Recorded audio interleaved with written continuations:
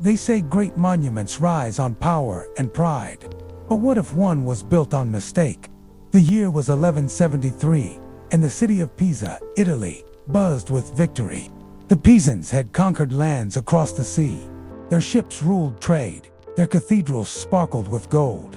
The city's leaders wanted to build something the world would never forget, a tower that would touch heaven itself. There was no king behind it, no royal command. Instead, the Republic of Pisa, a proud city-state, ordered it as part of a grand cathedral complex called Campo dei Miracoli, the Field of Miracles.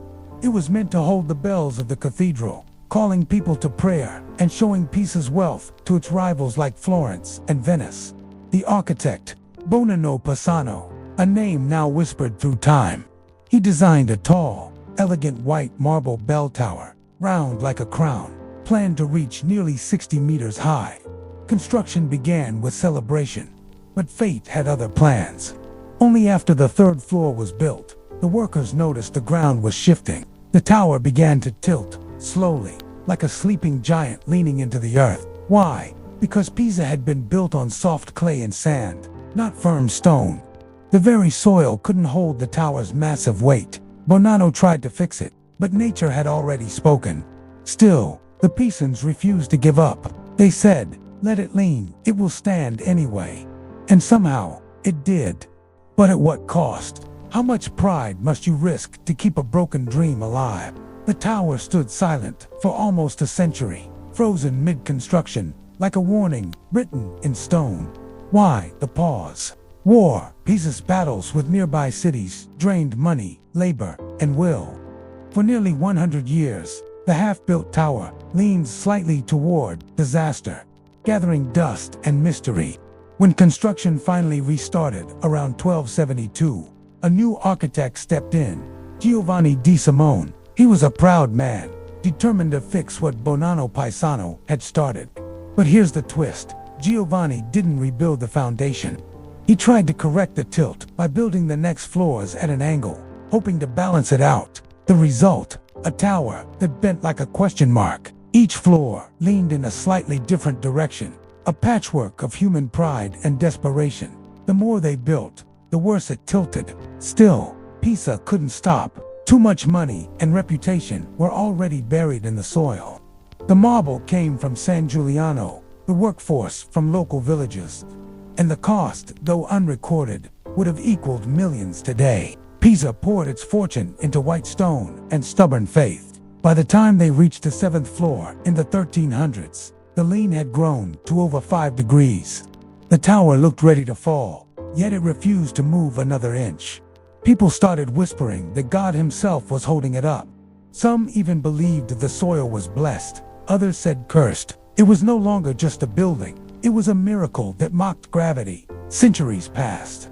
Storms shook it, wars scarred it, and time cracked its walls. Yet the tower endured, leaning, waiting, surviving. So the question grew louder with each passing age. Was Pisa's Leaning Tower a symbol of divine mercy, or the world's most beautiful mistake?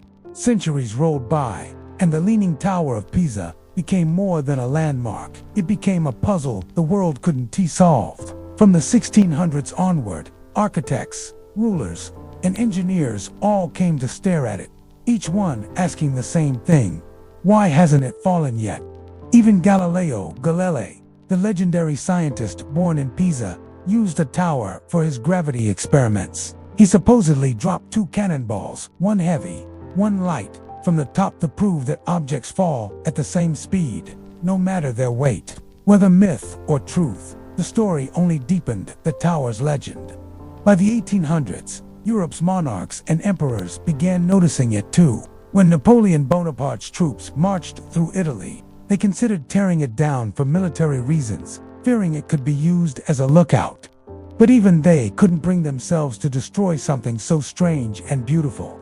Napoleon reportedly called it a crooked crown that should remain crooked. In 1911, King Victor Emmanuel III of Italy, a modern ruler with an engineer's curiosity, ordered studies to measure how much the tower leaned each year. The results terrified everyone. It was sinking deeper, and the lean was getting worse. The government tried everything, from reinforcing the soil to anchoring the base, but every attempt made it tilt even more. At one point, engineers tried adding lead weights on one side to balance it. Instead, the ground shifted again, and the tower leaned harder, as if mocking their efforts. By the late 20th century, experts warned it could collapse at any moment. People living nearby were evacuated. It was said that a single strong earthquake could finish what gravity had started 800 years earlier. Yet through all the fear, tourists still came, staring up at the marble spiral, hearts pounding, wondering, how can something so flawed survive this long? Was the tower protected by genius, luck, or something greater? No one could say for sure. By the 1990s, the Leaning Tower of Pisa had become a legend on borrowed time. Engineers warned that the tilt now over 5.5 degrees was critical. One more centimeter and the tower would fall. The city emptied nearby homes, closed off the tower, and called in the world's top minds. It wasn't just Italians this time. Engineers from England, Japan, the US, and Germany gathered like surgeons before a patient that had survived too long. Everyone had one mission: save the tower without changing it. Some wanted to pour concrete under the base. Others suggested steel, supports, or freezing the soil. Every idea came with risk. One wrong move, and Pisa's miracle would crash into dust. Then came the breakthrough. A quiet British engineer, John Burland, proposed something radical. Don't hold it up, let it breathe. He suggested removing soil from under the higher side, so the tower would slowly settle back. It sounded insane. Take away the ground, but it worked. Over several years, workers carefully drilled beneath the surface, taking out just enough soil to let gravity pull the tower upright by a few degrees. It was like watching time itself reverse. The tilt decreased from 5.5 degrees to 3.9, and the tower straightened just enough to be safe.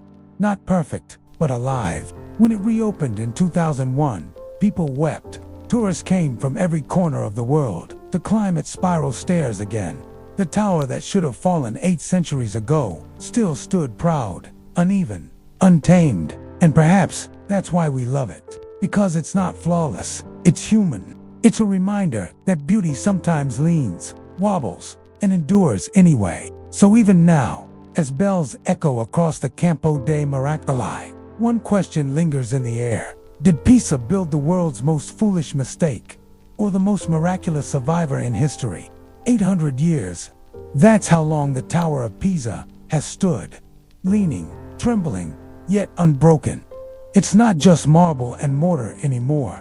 It's a story carved into gravity itself. When the sun hits the white stone at dawn, the tower looks almost weightless, like a secret trying to lift off the ground. But look closer, and you'll see what it really is. A monument to imperfection that never surrendered. No kings ever ruled over its birth. No crown ever ordered its rise. It was built by citizens, dreamers, builders, ordinary hands, daring to make something divine. And somehow, that made it stronger than any palace or fortress of its age. From Bonanno Pisano's first sketch, to Giovanni di Simone's crooked fix, to John Burland's quiet rescue, the tower became a relay of human stubbornness, one generation after another saying, "We'll make it stand." The cost: hundreds of years of work, fortunes spent on marble and labor, and countless lives spent watching it lean against the impossible. Today, the tower leans safely at 3.9 degrees, tilting just enough to remind us of what almost was. Each ring of its 7 bells still shakes the same ground that once tried to swallow it. People visit from every country, standing beneath it, tilting their heads, smiling for the camera, not realizing they're standing in the shadow of a centuries-old question, a question that still haunts engineers, poets, and dreamers alike. Was the Leaning Tower of Pisa ever truly finished, or is it still, even now, quietly fighting the pull of the earth? Those who enjoy the story, share your thoughts in comments and like the video. For more interesting stories, subscribe my channel.